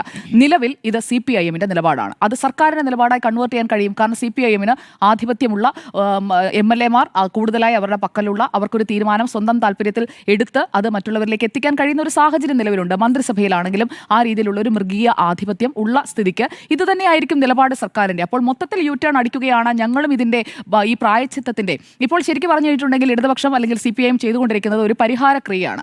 ആ പരിഹാരക്രിയ ചെയ്തു പോയ പാപത്തിന്റെ എല്ലാം പരിഹാരക്രിയ എന്ന രീതിയിൽ അയ്യപ്പ വിശ്വാസികളോട് ചെയ്തുകൊണ്ടിരിക്കുകയാണ്. ഇവിടെ അയ്യപ്പ ഭക്തരുടെ നിലപാട് എന്താണ്, അല്ലെങ്കിൽ അവരുടെ താല്പര്യം എന്താണ് എന്നൊക്കെ ആ ശബരിമല യുവതീ പ്രവേശന വിധി വന്ന വേളയിൽ തെരുവിലിറങ്ങിയ പ്രതിഷേധിച്ച അമ്മമാരിൽ നിന്നും പ്രായമായവരിൽ നിന്നും എല്ലാം നമ്മൾ കണ്ടതാണ്. അതിനുശേഷം NSS-നെ അടക്കം ഇപ്പോൾ കൺവിൻസ് ചെയ്യിക്കാനായിട്ട് കഴിഞ്ഞിട്ടുണ്ട്. നമ്മളത് നേരത്തെ ചർച്ച ചെയ്ത വിഷയമായതുകൊണ്ട് ഞാൻ അതിലേക്ക് വീണ്ടും പോകുന്നില്ല. പക്ഷേ ഇവിടെ ഒരു അവസരവാദം, ഒരു അവസരം നോക്കിക്കൊണ്ടുള്ള സമീപനം നമുക്ക് കൃത്യമായി കാണാൻ കഴിയുന്നുണ്ട്. അപ്പോൾ അതൊരു അവസരവാദമല്ല എന്ന് പറഞ്ഞു പോകാനും സാധിക്കില്ല. പക്ഷേ ഇതിൽ ഒരു പോസിറ്റീവായിട്ടുള്ളൊരു ആസ്പെക്റ്റും ഉണ്ട്. കഴിഞ്ഞ ചർച്ചയിൽ ഞാൻ അത് പറഞ്ഞതാണ്. കാരണം സർക്കാർ ഒരു തെറ്റ് ചെയ്തു, അത് തെറ്റാണെന്ന് മനസ്സിലാക്കി ആ തെറ്റ് തിരുത്തി എല്ലാവരെയും ഉൾക്കൊണ്ടുപോകുന്ന ഒരു സർക്കാരാണ്. അല്ലെങ്കിൽ ഏതെങ്കിലും പ്രത്യേകിച്ച് ഒരു മതവിഭാഗത്തിന് വേണ്ടി മാത്രം കൂടുതൽ വോയിസ് ചെയ്യുന്ന ഒരു സർക്കാരല്ല എന്നത് അവർക്ക് ഇപ്പോൾ കാണിക്കേണ്ട ഒരു സാഹചര്യമാണ്. കാരണം പൗരത്വ വിഷയത്തിലൊക്കെ എടുത്തതുപോലെയുള്ള നിലപാടുകൾ, അല്ലെങ്കിൽ മറ്റ് സമരങ്ങളിൽ അവരെടുത്ത നിലപാടുകൾ, അതുപോലെ തന്നെ ഇവിടെ സമരത്തിന് ഇറങ്ങിയ ആളുകളെ അറസ്റ്റ് ചെയ്തത്, ശബരിമല യുവതീ പ്രവേശന വിധി നടപ്പാക്കുന്നതിനായി ആക്ടിവിസം കളിച്ചത്, അതൊക്കെ തെറ്റിപ്പോയി എന്നുള്ളത് അവർക്ക് നേരത്തെ മനസ്സിലായതാണ്. നേരത്തെ 6 വർഷം മുൻപ് മനസ്സിലായ കാര്യം അവരിപ്പോൾ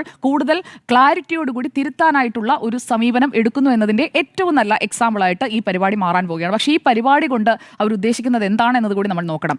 ഓൾ ഇന്ത്യ മലയാളി അസോസിയേഷന്റെ ആളുകളടക്കം പങ്കെടുക്കുന്നു. അതുപോലെ തന്നെ മലേഷ്യയിൽ നിന്ന് മറ്റ് രാജ്യങ്ങളിൽ നിന്ന് ഒക്കെയുള്ള അയ്യപ്പ ഭക്തരെ പങ്കെടുപ്പിക്കുന്നു. ലോക കേരള സഭയുടെ ഒരു അയ്യപ്പ മോഡലാണ് ഇവിടെ നടക്കാൻ പോകുന്നത് എന്നതാണ് നമ്മൾ മനസ്സിലാക്കേണ്ടത്. അതിൽ നിക്ഷേപം ആർജിക്കുക എന്ന് പറയുന്നത് അത് ഏത് സർക്കാരായാലും ചെയ്യുന്ന കാര്യമാണ്. അപ്പോൾ നിക്ഷേപം ആർജിക്കുക എന്നത് ഒരു പ്രധാനപ്പെട്ട കാര്യം തന്നെയാണ് സർക്കാരിനെ സംബന്ധിച്ചിടത്തോളം. അതോടൊപ്പം തന്നെ വിശ്വാസികളുടെ വിശ്വാസവും അതിൻ്റെ കൂടെ അതൊരു ബോണസാണ്. ആ ബോണസിനാണോ പ്രാധാന്യം കൊടുക്കേണ്ടത്, അതോ യഥാർത്ഥ ലക്ഷ്യമായ ബിസിനസ്സിനാണോ പ്രാമുഖ്യം കൊടുക്കേണ്ടത് എന്നത് സർക്കാർ തീരുമാനിക്കണം. അല്ലാത്ത പക്ഷം പൂർണ്ണമായും കേരളത്തിലെ അല്ലെങ്കിൽ അയ്യപ്പ വിശ്വാസികളായ ഹിന്ദുക്കളെയും അല്ലെങ്കിൽ അയ്യപ്പ വിശ്വാസികളായ ഇതര മതസ്ഥരെയും ഒന്നും പൂർണ്ണമായും കൺവിൻസ് ചെയ്യിക്കാനായിട്ട് ഇപ്പോഴത്തെ ഈ ടാക്ടിക്സ് ഒന്നും പോരാ എന്നതാണ് എൻ്റെ കൃത്യമായ ബോധ്യം. കാരണം ആളുകൾക്ക് കൃത്യമായ കാര്യം അറിയാമെന്നേ, അന്ന് എന്താണ് ചെയ്തത്, അന്നെടുത്ത സമീപനം എന്താണ് എന്നത് കൃത്യമായ ആളുകൾ മനസ്സിലത് ഓർത്തു വെച്ചിട്ടുമുണ്ട്. ഇവിടെ ചില കാര്യങ്ങൾ മാത്രം ഞാൻ ചുരുക്കി പറയാം, മാഡത്തിനും സംസാരിക്കേണ്ടതുണ്ടെന്ന് എനിക്കറിയാം. അതിൽ 1-2 പോയിന്റുകൾ നമ്മൾ ശ്രദ്ധിക്കേണ്ടതുണ്ട്. ഇവിടെ സർക്കാരിൻ്റെ ഭാഗത്ത് നിന്ന് ഇങ്ങനെ ഒരു യൂടേൺ എടുക്കണം അല്ലെങ്കിൽ ഈ രീതിയിൽ തീരുമാനിക്കണം എന്നുണ്ടെങ്കിൽ അവർ ഇപ്പോൾ ഭയപ്പെടുന്നത് എന്താണെന്നറിയോ, ഒരു ഹിന്ദു ബാക്ക്ലാഷ് അതുണ്ടാകുമോ? കഴിഞ്ഞ ലോക്സഭാ തെരഞ്ഞെടുപ്പിൽ കണ്ടതുപോലെയുള്ള അങ്ങനെയുള്ള ഒരു കൺസോളിഡേഷൻ ഉണ്ടാകുമോ ഇൻ ഫേവർ ഓഫ് BJP? അങ്ങനെ ഉണ്ടാവുകയാണെങ്കിൽ അത് CPIM-ന്റെ സീറ്റുകളെ തന്നെയാണ് ബാധിക്കുക. കാരണം നിലവിൽ ലോക്സഭാ തെരഞ്ഞെടുപ്പിന്റെ കണക്കനുസരിച്ച് നോക്കിയാൽ CPIM-ന്റെ സിറ്റിംഗ് സീറ്റുകളിലാണ് BJP ലോക്സഭാ തെരഞ്ഞെടുപ്പിൽ 1-ാം സ്ഥാനത്ത് എത്തിയിരിക്കുന്ന 11 സീറ്റുകളും ഇടതുപക്ഷത്തിന്റെ സിറ്റിംഗ് സീറ്റുകളാണ്. കാരണം പ്രതിപക്ഷത്തിന് സീറ്റുകളൊക്കെ വളരെ കുറവാണെന്നുള്ളത് നമുക്കറിയാം. അപ്പോൾ 99 കിട്ടിയവരുടെ തന്നെ ആയിരിക്കുമല്ലോ ഇവർക്ക് മുന്നിലെത്താൻ സാധിക്കുക. അപ്പോൾ തിരുവനന്തപുരത്തായാലും തൃശ്ശൂരിലായാലും ഒക്കെ ഇടതുപക്ഷത്തിന്റെ LDF-ന്റെ പക്കലുള്ള സീറ്റുകളിലാണ് മുന്നിലെത്തിയിരിക്കുന്നത് എന്നത് ഒന്നാമത്തെ കാര്യം. ഇനി ഒരു ആന്റി ഹിന്ദു അഫിഡവിറ്റ് ആണോ അന്ന് കൊടുത്തത്, അല്ലെങ്കിൽ വിശ്വാസികൾക്കെതിരായ അഫിഡവിറ്റ് ആണോ അന്ന് കൊടുത്തത് എന്നുള്ളത് അന്ന് മുതലേ ചർച്ച ചെയ്യുന്ന വിഷയമാണ്. ഇന്നിപ്പോൾ പുതിയ അഫിഡവിറ്റ് കൊടുക്കാൻ പോകുന്നോ ഇല്ലയോ എന്നുള്ളതല്ല, അന്ന് കൊടുത്തത് ഒരു ആന്റി ഹിന്ദു അഫിഡവിറ്റ് ആണ് എന്നുള്ള ഒരു ബോധ്യം വിശ്വാസികളുടെ മനസ്സിലുണ്ട്. അപ്പോൾ അത് അവരുടെ മനസ്സിൽ നിന്ന് എടുത്തു കളയണമെന്നുണ്ടെങ്കിൽ ഞങ്ങൾ അത്തരക്കാരല്ല. അതിനുവേണ്ടിയാണ് ദേവസ്വം ബോർഡിന്റെ പ്രസിഡന്റായ PS പ്രശാന്തിനെ മുന്നിൽ നിർത്തിക്കൊണ്ടുള്ള ഈ കളി ഇപ്പോൾ നടത്തുന്നത്. അത് പ്രതിപക്ഷ നേതാവ് VD സതീശൻ തിരിച്ചറിഞ്ഞോ, അതോ അന്ന് സുവർണാവസരമായി അവർക്ക് കിട്ടിയ സീറ്റുകൾ പോലെ 2026 ഭരണത്തിലേക്ക് എത്തുന്നതിന് ഈ അവസരത്തെ ഉപയോഗിക്കാൻ പറ്റുമോ? ആ കാര്യത്തിൽ UDF-നുള്ളിൽ കോൺഗ്രസിനുള്ളിൽ അട്ടർ കൺഫ്യൂഷൻ ഉണ്ട്. അതുകൊണ്ടാണ് അവർക്ക് ഒരു പ്രഖ്യാപിത നിലപാടിലേക്ക് പെട്ടെന്ന് എത്താൻ കഴിയാതെ പോകുന്നത്. ഇവിടെ ഈ 95%, അതായത് ആകെയുള്ള ഹിന്ദു പോപ്പുലേഷനിൽ ഒരു 95% ആളുകൾ എന്ന് പറയുന്നത് അവർ ഹാർഡ് കോർ ആയിട്ടുള്ള വിശ്വാസികളാണ്. അപ്പോൾ അതായത് കൃത്യമായി ഈ ആചാരങ്ങളിൽ അല്ലെങ്കിൽ അനുഷ്ഠാനങ്ങളിലൊക്കെ കൃത്യമായി ഫോക്കസ് ചെയ്തു പോകുന്ന ആളുകളാണ്. പുറമേക്ക് അത്രയും കാണിക്കില്ല എങ്കിൽ പോലും ഇതേക്കുറിച്ചൊക്കെ കൃത്യമായി തന്നെ അവബോധമുള്ള, ശബരിമലയ്ക്ക് പോകുമ്പോൾ എങ്ങനെയാണ് വ്രതമെടുത്ത് മാലയിട്ട് ഇരുമുടിക്കെട്ടുമായി പോകേണ്ടത് എങ്ങനെയാണ് എന്നൊക്കെ അറിയുന്ന ആളുകളാണ്. അപ്പോൾ അവരുടെ മുന്നിലേക്ക് ഈ ഒരു അയ്യപ്പ സംഗമം എന്ന് പറയുന്നത് ഒരു ഗിമ്മിക്കായിട്ട് കൊണ്ടുവയ്ക്കുകയാണെന്നുണ്ടെങ്കിൽ അവർക്കത് പെട്ടെന്ന് സെൻസ് ചെയ്യാൻ പറ്റും. അതുകൊണ്ട് അവരെ അങ്ങനെ കബളിപ്പിക്കാൻ പറ്റില്ല. അതുകൊണ്ട് സർക്കാർ വളരെ കെയർഫുൾ ആയിട്ട് വേണം ഈ പരിപാടിയുമായിട്ട് മുന്നോട്ട് പോകാൻ. അല്ലാതെ കാട്ടിക്കൂട്ടലായിട്ടുണ്ടെങ്കിൽ അത് ഇപ്പോൾ ചെയ്തു വെച്ച കാര്യങ്ങൾക്കെല്ലാം തിരിച്ചടിക്കുന്ന ഒരു ഫലം ഉണ്ടാക്കാനുള്ള ഒരു സാധ്യതയെ നമ്മൾ അവിടെ കാണേണ്ടതുണ്ട്. ഇവിടെ ദേവസ്വം ബോർഡ് ഇപ്പോൾ ഒരു പോഷക സംഘടന പോലെ CPIM ഉപയോഗിക്കുകയാണോ? ആ ഒരു ചോദ്യം അവിടെ നിൽക്കുകയാണ്. കാരണം PS പ്രശാന്തിനെ മുന്നിൽ നിർത്തിക്കൊണ്ടുള്ള ഈ നീക്കങ്ങളെല്ലാം അത് CPIM-ന് നേരിട്ട് ചെയ്യാൻ കഴിയാത്തത് കൊണ്ടാണ് ദേവസ്വം ബോർഡിനെ മുന്നിൽ നിർത്തുന്നത്, അല്ലെങ്കിൽ സർക്കാരിന് നേരിട്ട് ചെയ്യാൻ കഴിയാത്തത് കൊണ്ടാണ് ദേവസ്വം ബോർഡിനെ മുന്നിൽ നിർത്തുന്നത്. അപ്പോൾ ഒരു പോഷക സംഘടന പോലെ ഇടതുപക്ഷത്തിന്റെ CPIM-ന്റെ പോഷക സംഘടന പോലെ പ്രവർത്തിക്കുകയാണോ ദേവസ്വം ബോർഡ് എന്നതാണ് മറ്റൊരു പ്രധാനപ്പെട്ട ചോദ്യം. അതുപോലെ തന്നെ ലോക്കൽ കമ്മിറ്റികളിൽ നിന്നുള്ള ഫീഡ്ബാക്ക് എന്താണ്, അതുകൂടി നമ്മൾ അറിയണമല്ലോ. സംസ്ഥാന കമ്മിറ്റിയുടെയോ അല്ലെങ്കിൽ സംസ്ഥാന സെക്രട്ടറിയുടെ നിലപാട് പോലെയാണോ പ്രാദേശിക ഘടകങ്ങളിൽ നിന്ന് വരുന്ന വികാരം എന്ന് പറയുന്നത്? പ്രത്യേകിച്ചും ഇപ്പോൾ ക്ഷേത്രങ്ങളുമായും ഒക്കെ വിശ്വാസവുമായിട്ടൊക്കെ ചേർന്ന് പ്രവർത്തിക്കുന്ന CPIM-കാർ പരസ്യമായി തന്നെ അങ്ങനെ പോകുന്നത് നേരത്തെ ചർച്ചയിലടക്കം പറഞ്ഞല്ലോ, ഞാൻ അമ്പലത്തിൽ പോകാറുണ്ട്. അങ്ങനെ പറയുന്നത് ഒരു കാലത്ത് CPIM-കാരിൽ നിന്ന് നമ്മൾ കേൾക്കാറില്ല. പക്ഷേ ഇന്നൊക്കെ അത് എൻഡോഴ്സ് ചെയ്യുന്നത് ഞാനൊരു ഹിന്ദുവാണ്, വിശ്വാസിയാണ്, ഞാൻ ക്ഷേത്രത്തിൽ പോകാറുണ്ട്. ക്ഷേത്രത്തിൽ പോയിട്ട് അവിടെയാണ് വിളക്കിരിക്കുന്നിടത്താണോ കൃഷ്ണൻ ഇരിക്കുന്നത് ചോദിച്ചതൊന്നും കേരളം മറന്നിട്ടില്ല. അതുപോലെ തന്നെ ശബരിമലയിൽ നട തുറക്കുന്ന വേളയിൽ ദേവസ്വം മന്ത്രി പോയി ഇങ്ങനെ കൈകെട്ടി നിൽക്കുകയാണ്. ആറ്റുകാൽ പൊങ്കാലയ്ക്ക് അവിടെ പണ്ടാരടുപ്പിൽ തീ കൂട്ടുമ്പോഴേക്കും ഇങ്ങനെ നിൽക്കണം എന്നുള്ളതാണ്. ഒന്ന് കൈകൂപ്പിക്കഴിഞ്ഞാൽ പോകുന്നതാണ്. തന്റെ വിശ്വാസം അനുസരിച്ച് ഒന്ന് കൈകൂപ്പാൻ പോലും കഴിയാത്ത ആളുകളുള്ള പാർട്ടിയാണ് എന്നതുകൂടി നമ്മൾ ഈ അയ്യപ്പ സംഗമം നടത്തുമ്പോൾ, ഞങ്ങൾ വിശ്വാസികൾക്കൊപ്പമാണെന്നുള്ള പ്രഖ്യാപനം നടത്തുമ്പോൾ അത് ഓർക്കണം എന്നതുകൂടിയാണ് എൻ്റെ ടേക്ക്. ഇതൊരു യു ടേൺ ആണ്, ഇതൊരു കണ്ടിന്യൂസ് യു ടേൺസിന്റെ ഒരു തുടർച്ചയാണ്. ശരി, സർക്കാരിൻ്റെ യു ടേൺ എന്ന ചോദ്യത്തിന് സർക്കാരിൻ്റെത് യു ടേൺ തന്നെയാണ് എന്നുള്ളതാണ് എൻ്റെ ഉത്തരം. നേരത്തെ ജിമ്മി പറഞ്ഞതുപോലെ ആ യു ടേൺ തുടങ്ങിയത് ഇപ്പോഴല്ല, 2019 ലോക്സഭാ തെരഞ്ഞെടുപ്പ് ഫലം വന്നപ്പോൾ തന്നെ തുടങ്ങിയിട്ടുണ്ട്. അതിനുശേഷം ഓരോ വീടുകളിലും പോയി ഞങ്ങളിതാ ചെയ്ത് തെറ്റായി പോയി, പിഴവ് പറ്റി എന്ന രൂപത്തിൽ തന്നെ ഒരു ക്ഷമാപണം നടത്തിയിട്ടുണ്ട് എന്നുള്ള കാര്യം നമുക്കറിയാം. പക്ഷേ നമുക്ക് നോക്കേണ്ടത് 2018 ഈ സുപ്രീം കോടതി വിധി നടപ്പാക്കാൻ സർക്കാർ എത്രത്തോളം ശക്തമായ നിലപാടെടുത്തിരുന്നു, അന്ന് നടത്തിയ പ്രതികരണങ്ങൾ. അന്ന് മുഖ്യമന്ത്രി പിണറായി വിജയൻ പറഞ്ഞത് 4 വോട്ടിന് വേണ്ടിയല്ല, 4 വോട്ടിന് വേണ്ടിയല്ല, നവോത്ഥാനത്തിൻ്റെ മുന്നോട്ട് പോക്കിന് ഏറ്റവും പ്രധാനമാണ് സുപ്രീം കോടതിയുടെ വിധി, അത് നടപ്പാക്കാൻ സർക്കാർ പ്രതിജ്ഞാബദ്ധമാണ് എന്ന് പറഞ്ഞുകൊണ്ടാണ് ആ നടപടിയുമായി മുന്നോട്ട് പോയത്. അപ്പോൾ അത്രയും ശക്തമായ പ്രതികരണങ്ങൾ അന്ന് നടത്തിയിരുന്നു. അതിനുശേഷം നമുക്കറിയാം നവോത്ഥാന സമിതി, നവോത്ഥാന സംരക്ഷണ സമിതി, നവോത്ഥാന മതിൽ, വനിതാ മതിൽ, സ്ത്രീകളെ പുരോഗമന ആശയങ്ങൾ പിന്തുടരുന്ന മുഴുവൻ ആളുകളെയും കൊണ്ടുവരുന്നു, ദളിത് ചിന്തകരെ കൊണ്ടുവരുന്നു, എല്ലാവരും ഒരുമിപ്പിച്ചുകൊണ്ട് വലിയ രീതിയിൽ ഒരു മുന്നേറ്റം. ആ നിലയ്ക്ക് കേരളമാകെ മാറി എന്നൊരു തെറ്റിദ്ധാരണ അന്ന് ഇടത് സർക്കാരിനുണ്ടായിരുന്നു. പക്ഷേ അങ്ങനെ മാറിയിട്ടില്ല എന്ന് 2019 ലോക്സഭാ തെരഞ്ഞെടുപ്പ് തെളിയിച്ചു കഴിഞ്ഞപ്പോൾ നേരെ തിരിഞ്ഞ് വീടുകളിൽ പോയി ക്ഷമാപണം നടത്തുന്നു. അതുവരെ കിട്ടിയിരുന്ന ഹൈന്ദവ വോട്ടുകൾ തിരിച്ചു പിടിക്കാനുള്ള ശ്രമങ്ങൾ അന്നേ തുടങ്ങിയിട്ടുണ്ട്. അതിൻ്റെ തുടർച്ചയായിട്ട് തന്നെ ഇപ്പോൾ കാണാൻ പറ്റുകയുള്ളൂ. ഇനി ഈ ദേവസ്വം ബോർഡാണല്ലോ പ്രതികരിക്കുന്നതെന്നല്ല, ദേവസ്വം ബോർഡ് പ്രതികരിക്കുന്നതിന് മുമ്പ് തന്നെ ഇതിലൊരു തീരുമാനമുണ്ടായിട്ടുണ്ട്. ഇടത് പക്ഷത്തിന് CPIM-ന് ഇക്കാര്യത്തിൽ ഒരു കൃത്യമായ നിലപാടുണ്ട്. ആ നിലപാട് എന്നുള്ളത് നഷ്ടപ്പെട്ട ഹിന്ദു വോട്ടുകൾ തിരിച്ചു പിടിക്കുക എന്ന് തന്നെയാണ്. അതിൻ്റെ ഭാഗമായിട്ടാണ് നമ്മൾ വെള്ളാപ്പള്ളി നടേശൻ ഇവിടെ ഇത്രയും വർഗീയ പ്രസംഗങ്ങൾ തുടർച്ചയായി നടത്തിയിട്ടും അതിലൊന്നും ശക്തമായി പ്രതികരിക്കാതെ, കണ്ടില്ലെന്ന് നടിക്കാതെ മാറുന്നത്. അതോടൊപ്പം നേരത്തെ ന്യൂനപക്ഷ പ്രീണനം നടത്തിയിരുന്ന കാര്യം നമുക്കറിയാം. ലോക്സഭാ തെരഞ്ഞെടുപ്പിന് മുൻപ് അന്ന് പൗരത്വ വിഷയത്തിലടക്കം ആദ്യം നിലപാടെടുത്തുകൊണ്ട് CPM മുന്നോട്ട് വരുന്നു, അവരെ സംഘടിപ്പിക്കുന്നു, പ്രതികരിക്കുന്നു. പിന്നീട് ഇപ്പോൾ ജിഫ്രി മുത്തുക്കോയ തങ്ങളെയൊക്കെ തങ്ങളുടെ പക്ഷത്താക്കാൻ ഒരു വശത്ത് ശ്രമിക്കുന്നു, സുന്നി വിഭാഗത്തെ തങ്ങളുടെ പക്ഷത്താക്കാനുള്ള ശ്രമം നടക്കുന്നു. ഇതൊക്കെ ഒരു വശത്ത് കണ്ടതാണ്. ഇതിപ്പോൾ ഹൈന്ദവ വോട്ടുകളുടെ കാര്യത്തിൽ മാത്രമല്ല, പൊതുവെ ഈ തരത്തിൽ വിശ്വാസവുമായി ബന്ധപ്പെട്ട കാര്യത്തിൽ CPM ഒരു നിലപാട് മാറ്റമുണ്ടായിട്ടുണ്ട്. ഈ നാർക്കോട്ടിക് ജിഹാദ് എന്ന് പറഞ്ഞ പിതാവിനെ അങ്ങോട്ട് പോയി കണ്ടാണ് മന്ത്രി സംസാരിച്ചത്. അങ്ങനെ പറയരുതായിരുന്നു എന്ന് പോയി സംസാരിച്ചത്. അത് മാർ ജോസഫ് കല്ലറങ്ങാടാണല്ലോ അങ്ങോട്ട് പോയി കണ്ട് സംസാരിക്കുകയായിരുന്നു. അപ്പോൾ ഈ തരത്തിലാണ്. മുമ്പായിരുന്നെങ്കിൽ അതിനോട് ശക്തമായി പ്രതികരിച്ച പിണറായി വിജയൻ്റെ വാക്കുകൾ തന്നെ നമ്മുടെ ചരിത്രത്തിൽ ഇഷ്ടം പോലെ ഉണ്ടല്ലോ. ഇവിടെ മതസംഘടനകളുമായി ബന്ധപ്പെട്ട് വർഗീയ പ്രതികരണങ്ങൾ നടത്തുന്നവരോട് എങ്ങനെയാണ് പിണറായി വിജയൻ സംസാരിച്ചിരുന്നതെന്ന്. ഇപ്പോൾ അങ്ങനെയല്ല.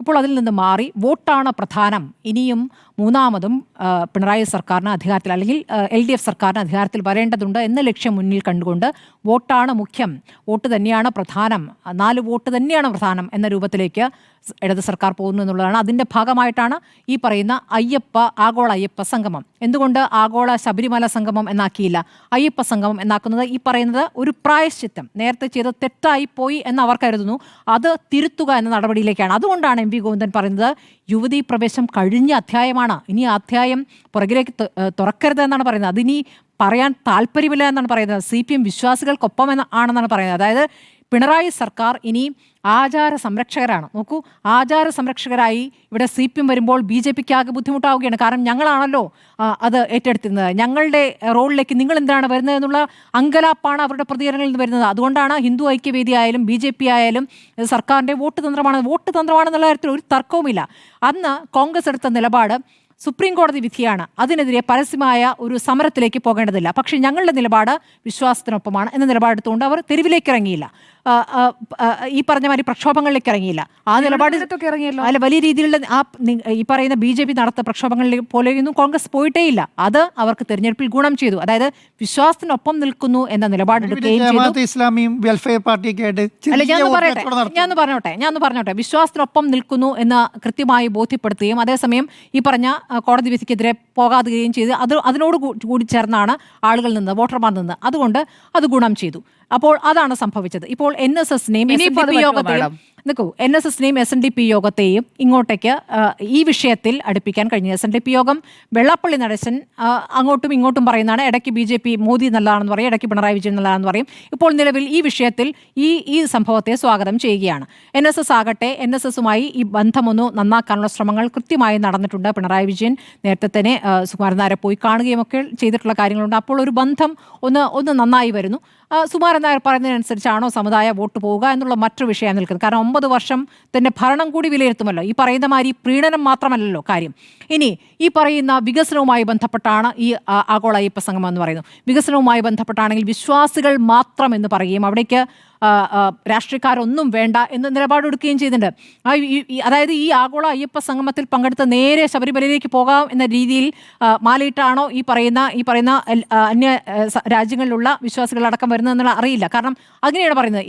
ഇതിനുശേഷം ശബരിമലയിലേക്ക് പോകാം, ആചാരങ്ങൾ തെറ്റിക്കില്ല എന്ന രൂപത്തിലാണ്. അപ്പോൾ ശബരിമലയിൽ നടക്കുന്ന ഒരു പരിപാടിയല്ല, ശബരിമലയുമായി ബന്ധപ്പെട്ട് നടക്കുന്ന ഒരു പരിപാടിയാണ്. ആ പരിപാടിയിൽ പോലും മാഡം പരിപാടിയുടെ സമയം കൂടി ശ്രദ്ധിക്കണം. സെപ്റ്റംബർ 20 എന്ന് പറയുമ്പോൾ ഞാൻ മനസ്സിലാക്കുന്നു കന്നിമാസമാണ്. മാസപൂജകൾ 5 ദിവസമാണ് ശബരിമലയിൽ നടക്കുന്നത്. അപ്പോൾ ആ മാസപൂജകൾ നടക്കുന്ന വേളയിൽ അവസാന ദിവസമാണ് ഈ സംഗമം തന്നെ വെച്ചിരിക്കുന്നത്. അപ്പോൾ അതിനുശേഷം ശബരിമലയിലേക്ക് നേരിട്ട് പോകാൻ പറ്റില്ല. പക്ഷേ വേണമെങ്കിൽ ശബരിമലയിൽ പോയി തൊഴുത് ഭക്തർക്ക് ഈ സംഗമത്തിലേക്ക് എത്താം. ശരി, അങ്ങനെയാകുമ്പോൾ വിശ്വാസികൾ മാത്രം വന്നാൽ മതി എന്ന് പറയുകയാണ്. അപ്പോഴാണ് നമ്മുടെ ചർച്ചയിലാണല്ലോ സുജിയ സംസാരിക്കുമ്പോഴുള്ള VN വാസൻ മന്ത്രി ടെലിഫോണിൽ കിട്ടിയ മന്ത്രി പറയുകയാണ് ബിന്ദു അമ്മിണി പോകാൻ ആഗ്രഹിക്കുന്നു, മുഖ്യമന്ത്രിക്ക് കത്ത് നൽകിയിരിക്കുന്നു. അങ്ങനെയുള്ളവർക്കൊന്നും വരാനുള്ള പരിപാടിയല്ല, അങ്ങനെയുള്ളവർക്കൊന്നും വരാൻ പറ്റുന്ന പരിപാടിയല്ല എന്ന് പറയുന്നിടത്ത് തന്നെ U-turn വ്യക്തമാണെന്നേ. അങ്ങനെയുള്ളവരെ ചേർത്ത് പിടിച്ചുകൊണ്ടാണ് അന്ന് 2018 വലിയ നിലപാട് ഇടത് സർക്കാർ പറഞ്ഞത്. അവിടെ നിന്ന് പിന്നാക്കം പോയി ഞങ്ങളിനി ആചാര സംരക്ഷകരാണ്, ഞങ്ങളിനി നവോത്ഥാനം വിട്ടു എന്ന് പറഞ്ഞാൽ മതി.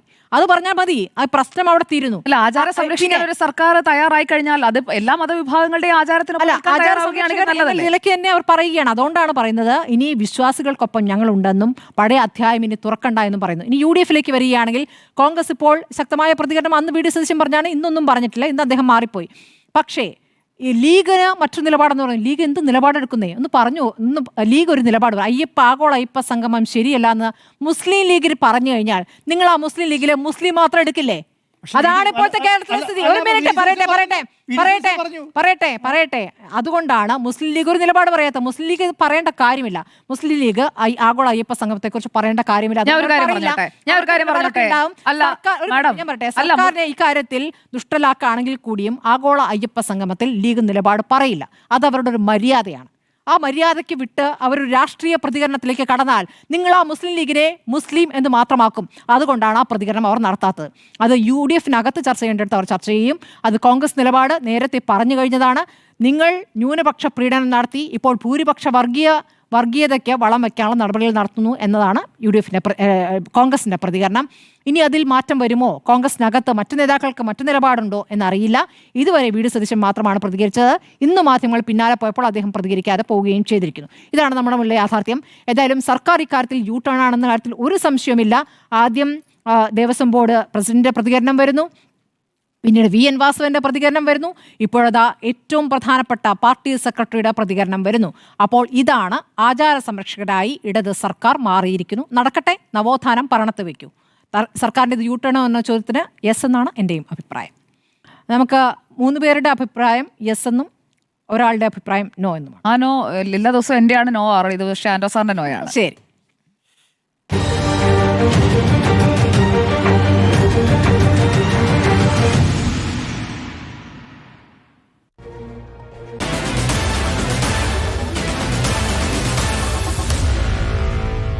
Meet the editors.